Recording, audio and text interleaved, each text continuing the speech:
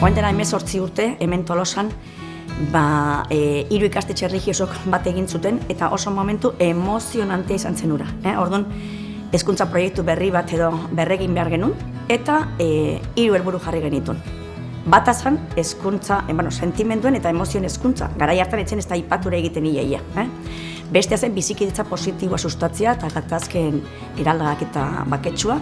Eta beste bat zen metodologiaren ingurukoa, berritzailea izatea. Orduan, ekin genion justu adimen emozionalaren kontu honengatik. Gu eginen bizitzen emozioak pilpilian eta osartu ginen prozesu baten eta hori izan zen abia puntua. Gure filosofia bidea hasi genuenetik izan zen. Goazen gu lehenengo formatzea eta gu bizitzen dugun hori, gero goazen besteen gana, iristen gen, ezta? Eta orduan izan zen, formazio oso sakona jaso genuen, bertako langileak eta ikusi genuen, ze eragina izan zuen honek gure bizitzan, ez? Ez lanen, hain ez bizitzan. Familian, kuadrillakin, beste prisma batzuk irikitzen zitula, ezta? Eta zaten, hau, hasi beharra dago ikasleekin bai eta bai, ze hau ikusten dugu ona dela guretzako eta has gaitezen. Nahi genduen zerbait sekuentziatuta izatea, ez? Gainontzeko gauzak eskolan lantzen diren bezalak, eta sistematizatuta edukitzea, ezta? Hor, aitatu nahi de Jose Antonio González, guretzako izan zen, erreferente oso potente bat, eta lagundu zigun aholkularitza lan horretan eta guk hor sortu genuen material bat. Lehen genuenarekin, pixka bat forma eman, probaketa batzuk egin, eta material bat sortu genuen gero Foru Aldundiak argitaratu zuen. Kutsatze positibo hori, ezta? Eta hortan datza gure aldaketa guztia. Askotan ez gira kontziente izan diren aldaketetaz, zen eguneroko martxan sartzen zea eta askotan etzea gai. Baina askotan hemendiken kanpo ateratzea konturatu arazten zaitu zen nolako giroa dagoen ikastetxe honetan. Askok esaten dute, honea etorri eta ze giro polita edo lasaia edo goxoa sentitzen den. Adibidez, irakasle berriak etortzen direnean, edo familiak, edo praktiketako ikaslek, edo hemendiken ikaslekin juten direnean edo zein eskursiotara, museotara, gaua pasatzera natureskola batea.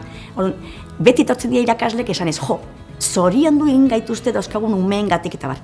Eta gure umeak normalak dira, baina gatazkak eta izaten dituzten eta nola ikasi duten hitz egiten, elkarri entzuten, egitan nik oraindiken mirestu egiten ditut. Nik beti esaten diet zenbat daukagun beraien gandik ikasteko.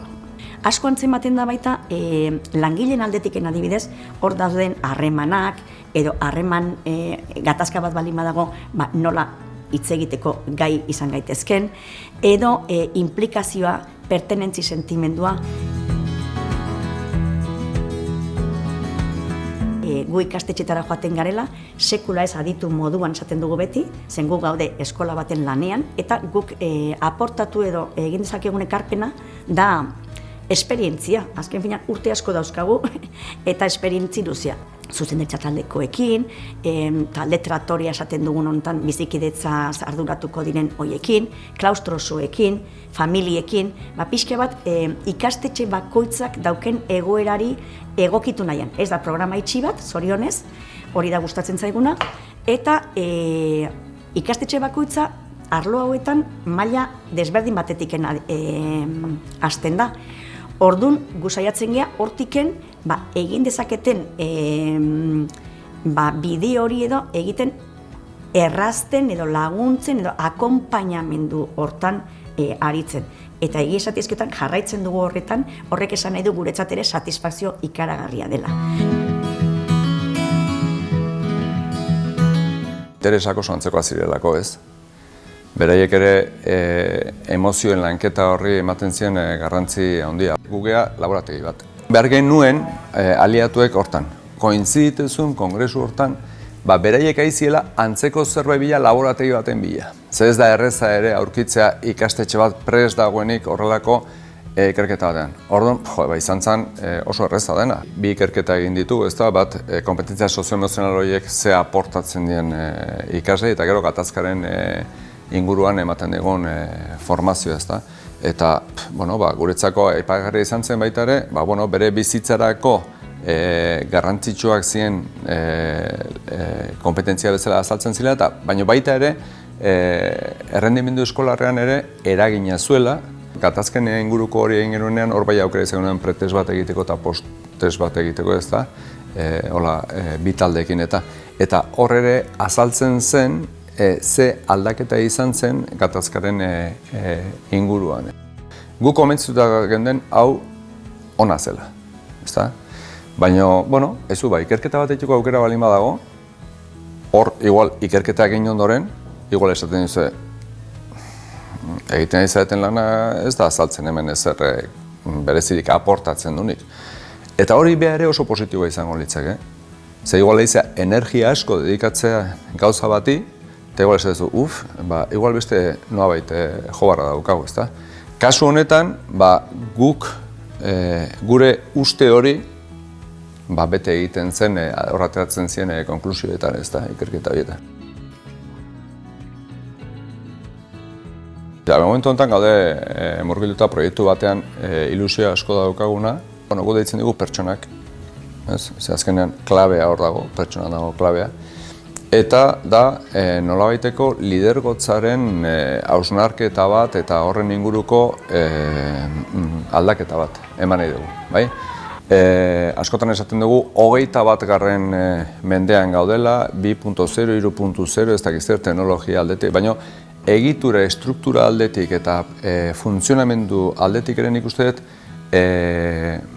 aldaketa batzuk ere eskatzen dula. Gaude beste gizarte mota batean, ezta?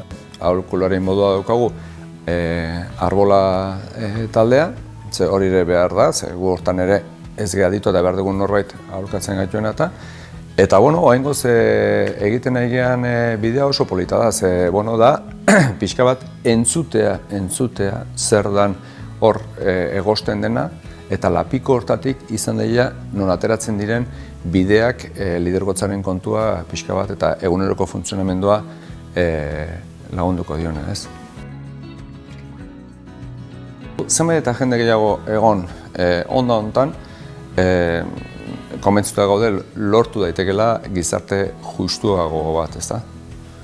Eta hortan gabiltza lanean, komentzimendu berdinarekin.